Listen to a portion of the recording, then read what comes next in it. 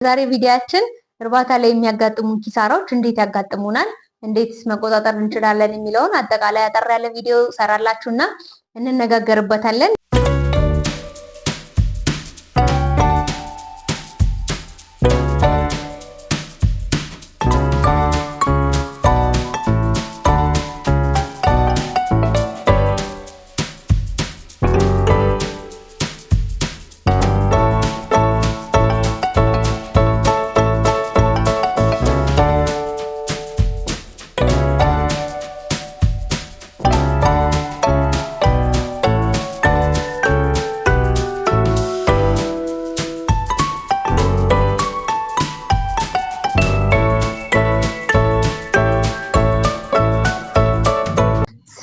ሰላም ጤና ይስጥልኝ ውድ የሮብ ፋርመስ ሚዲያ ተከታታዮች እንደምን አላችሁ? እኔ በጣም ደህና ነኝ። በዚህ ቪዲዮ አዲስ ከሆናችሁ ሰብስክራይብ በማድረግ የዚህ ቻናል የዚህ ቤተሰብ አካል እንድትሆኑ እንጋብዛችኋለን። እኛ የምንለቃቸው ቪዲዮዎች ቶሎ ቶሎ እንዲደርሷችሁ ደግሞ የደውል ምልክቷን መጫን እንዳትዘነጉ እንዳትረሱ። የዛሬ ቪዲዮአችን እንግዲህ የሚያትተው በእርባታ ውስጥ ያሉ አክሳሪ ጉዳዮች ወይም ደግሞ እርባታ ላይ ያከስሩናል ብለን የምናስባቸው ነገሮች ምንድን ናቸው፣ እንዴትስ መቆጣጠር እንችላለን የሚለውን አጠቃላይ ነገሮችን እንነጋገራለን። እንግዲህ የመጀመሪያው አክሳሪ ጉዳይ ነው ብለን የምናነሳው ምንድነው? ስለ ስራው በቂ ግንዛቤና እውቀት ያለማግኘት ችግር ነው። ይህ ችግር እንግዲህ ብዙ ጊዜ በስልጠና የሚቀረፍ ችግር ነው። ነገር ግን ብዙዎቻችን በልምድ ወይም ደግሞ እችለዋለሁ በሚል በቀላሉ ወደዚህ ስራ ለመግባት እንሞክራለን። ነገር ግን ስልጠና ግዴታ ያስፈልጋል። ስለዚህ ስለ ስራው በቂ ግንዛቤ ኖሮን አገናዝበን ብንገባ ጥሩ ነው። ስለዚህ ያን ካላደረግን ግን ወደ ኪሳራ የምንሄድበት አጋጣሚ ወይም ወደ ኪሳራ የምንገባበት ቻንስ በጣም ሰፊ ይሆናል። ሁለተኛው እርባታው ሙሉ በሙሉ ገቢ እስከሚጀምር ድረስ የሚያስፈልጉንን በጀት አንድ ያለመበጀትም አንድ ያለማዘጋጀት ወይም አንድ ያለመበጀትም አንዱ አክሳሪ ጉዳይ ብለን እናነሳዋለን። ይህ እንግዲህ እንዴት ነው? እርባታው ሙሉ በሙሉ ገቢ እስከሚያመጣ ድረስ አንዴ ነገሮችን ብናስተካክል ጥሩ ነው። ምክንያቱም ነገሮችን ለማስተካከል ከባድ ሊሆንብን ይችላል። ነገሮችን የምናስተካክልበት ርቀት ጥሩ ላይሆንልን ይችላል። ስለዚህ ፕሊስ እርባታ ሙሉ ለሙሉ ገቢ እስከሚጀምር ድረስ ከተቻለ አሁን የእንቁላል ጣይ ዶሮዎች ከሆኑ እስከ 70% እስከሚደርሱ ድረስ ዶሮቻችን ያለውን ወጪ አንድ ላይ ብናወጣ ወይም አንድ ላይ ብንጨምር ጥሩ ነው። ምክንያቱም የዋጋ ልዩነቶችም ይመጣሉ። አንዳንድ ጊዜ አሁን በገዛንበት ዋጋ ቀጣይ መኖ ላንገዛ እንችላለን። አሁን በገዛንበት ቫይታሚን ብር ቀጣይ ቫይታሚኖች መግዛት ላንችል እንችላለን። ስለዚህ አንዴ ወጫችንን አንዴ በጀታችንን በጅተን ገቢ እስከሚያመጡ ድረስ በዛ ብንጠቀም ጥሩ ነው። ገቢ ካመጡ በኋላ ከገቢው ላይ ትርፉ እየተቀነሰ በዛ መንገድ መስራት እንችላለን። ነገር ግን መጀመሪያ ላይ እንቁላልም ሆኑ የስጋ ዶሮዎች ገቢ በማይሰጡበት ሁኔታ አንዴ በጀት ሳይበጅቱ መግባት ለተለያዩ ኪሳራዎች ያደርሱናል።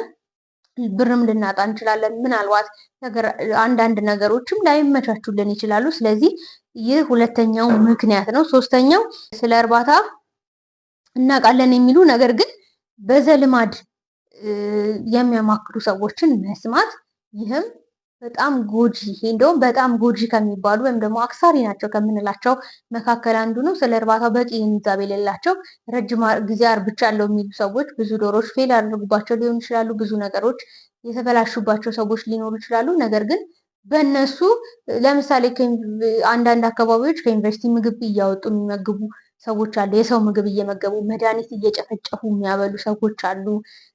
እንጀራ እየፈተፈቱ ትርፍራፊ እየፈተፈቱ ደግሞ እንጀራ የሚያበሉ ሰዎች አሉ። በእርግጥ ዶሮዎቹ ላይሞቱ ይችላሉ፣ ላይጎዱ ይችላሉ። ነገር ግን በቂ የሆነ ምርት አይሰጡም። ምርት መስጠት ባለባቸው ሰዓት ምርት አይሰጡም። አክሳሪ ናቸው። በቃ ለምንም አይሆኑም። አነስተኛ መጠን የሆነ እንቁላልም ሊኖራቸው ይችላል። ጤናማ ያልሆነ እንቁላልም ይኖራቸዋል። ስለዚህ ለዶሮ መኖ ተብሎ በተዘጋጀ ብቻ መስጠት ያስፈልጋል። ስለዚህ እነዚህ በዘልማድ ይሄ ጥሩ ነው፣ ይሄ በቆሎ ዘንጋዳ ከበቆሎና ዘንጋዳ አንድ ላይ ተደርጎ መስጠት ጥሩ ነው ሲባል ብቻ በዘልማድ የሚደረጉ ነገሮች አክሳሪ ናቸው ብለን የምናነሳቸው ነገሮች ናቸው ማለት ነው። አራተኛ በስልጠና ወይም ደግሞ ስልጠና በምትወስዱበት ጊዜ ያገኛችሁትን እውቀት ግንዛቤ ተግባራዊ አለማድረግም አንዱ አክሳሪ ጉዳይ ነው። ለምሳሌ ይህን ያህል ውሃ ይሰጣችኋል፣ ይህን ያህል ምግብ ይሰጣችኋል ተብሎ ከተነገረን ውጪ በዘልማድ የሆነ ኪሎ መስጠት፣ የሆነ ሊትር ውሃ መስጠት ወይም ደግሞ ቫይታሚኖችን አለመስጠት፣ ተከታትሎ ክትባቶችን አለማስከተብ ችላ የምንላቸው በእርባታ ጊዜ ስልጠናዎችን ወስደናል። ነገር ግን ስልጠናዎችን ተግባራዊ ሳናረግ ችላ የምንላቸው ነገሮች ካሉ እነዚህ ወደ ኪሳራ ያመሩናል ወይም ደግሞ ወደ ኪሳራ ሊከቱን ይችላሉ። ስለዚህ ፕሊስ ስልጠና ላይ የምንሰማቸውን ነገሮች፣ ስልጠና ላይ የተረዳናቸውን ነገሮች ወደ ዶሮዎቻችን ሄደን ተግባራዊ ማድረግ አስፈላጊ ነው፣ መተግበር አስፈላጊ ነው። ያ ከሆነ የኪሳራ መጠናችንን ቀንሰን የትርፍ ጊዜያችንን እናሰፋለን ማለት ነው። አምስተኛ ከዶሮዎች ጋር በቂ ጊዜ አለማሳለፍ ወይም ደግሞ ከዶሮዎች ጋር በቂ ጊዜ አለማሳለፋችን። ለምሳሌ ዶሮዎች ይታመማሉ።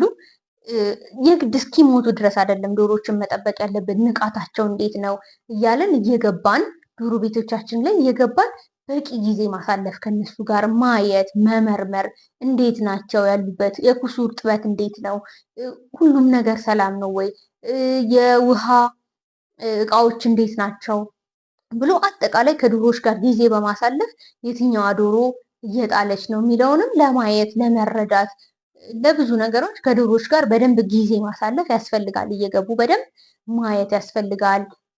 የፈዘዙ ዶሮዎች ካሉ አውጥቶ ለይቶ ሕክምና ማድረግ ያስፈልጋል። የተለያዩ ምልክቶች ዶሮዎች ያሳያሉ ከመሞታቸው በፊት።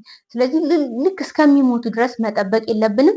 ይህን ደግሞ መቅረፍ የምንችለው ከዶሮዎቻችን ጋር በቂ ጊዜ በማሳለፍ ወይም በቂ ጊዜ አብረን በመሆን ነው ማለት ነው። ስድስተኛው ስራን ለሰራተኛ ብቻ በመተው። ለምሳሌ አንዳንድ ሰዎች ብዙ ያጋጥሙናል እኛም ጋር። እኔ አላቅም፣ ሰራተኛው ነው የሚቆጣጠረው፣ እኔ አላቅም፣ ሰራተኛው ጋር ደውልለት የሚሉ ብዙ ሰዎች አሉ።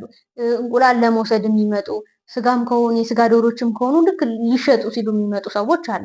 ያ ግን መሆን የለበትም። ስራን ለሰራተኛ ብቻ መተው ጥሩ አይደለም። ምክንያቱም ሊዘናጉ ይችላሉ። እኛ የከፈልነውን ዋጋ እነሱ ስላልከፈሉት፣ እነሱ ስላላዩት ያንን ብር እንዴት እንዳመጣ ነው ስንከስርም የምንጎዳው እኛ ስለሆነ ስራን ለሰራተኛ ብቻ መተው አስፈላጊ አይደለም። ሊዘናጉ ይችላሉ፣ በአንዳንድ ነገሮች ላይሰሩልን ይችላሉ። ስለዚህ ሰራተኛን በደንብ በመቆጣጠር ስራን ለሰራተኛ ብቻ ባለመተው ከኪሳራ መዳን እንችላለን፣ ወይም ደግሞ ኪሳራ ውስጥ እንዳንገባ ማድረግ እንችላለን ማለት ነው።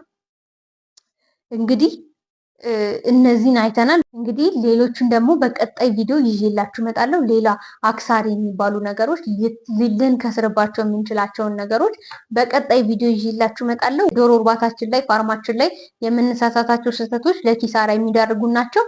ሌሎችንም በቀጣይ ቪዲዮ ይዤላችሁ እመጣለሁ። የዛሬ ቪዲዮአችን ይህን ይመስል ነበረ። በሌላ ቪዲዮ እስከምንገናኝ ያለን ለማታውቁን ሮብ ፋርምስ እንባላለን። ጥራቱን የጠበቀ የዶሮ መኖ አቅርቦት፣ የአንድ ቀን ጫጩት አቅርቦት፣ የቄብ ዶሮ አቅርቦት፣ ቫይታሚኖች፣ ክትባቶች፣ መድኃኒቶች አቅርቦት፣ የማማከር እና የስልጠና አገልግሎት እንዲሁም ደግሞ የእርባታ ግብዓቶች አቅርቦት እንዲሁም ሙሉ ፓኬጅ፣ አሁን በጀመርነው ሙሉ ፓኬጅ እንዲሁም ደግሞ የኦንላይን ስልጠናዎችን ይዘንላችሁ ቀርበናል። ኦንላይን ስልጠናውን መመዝገብ ለምትፈልጉ ከታች በምናስቀምጥላችሁ ስልክ ፈልጉ፣ ደውሉልን። እንዲሁም ከአሁን የዘረዘርኩላችሁንም ሙሉ ነገሮች የምትፈልጉ ከሆነ ከታች በምናስቀምጥላችሁ ስልክ ደውሉልን። የዛሬ ቪዲዮ ይህን ይመስል ነበረ። ሁላችሁም ሰብስክራይብ በማድረግ አበረታቱን። የዛሬ ቪዲዮአችን ይህን ይመስላል። በሌላ ቪዲዮ እስከምንገናኝ ቸር ቆዩን።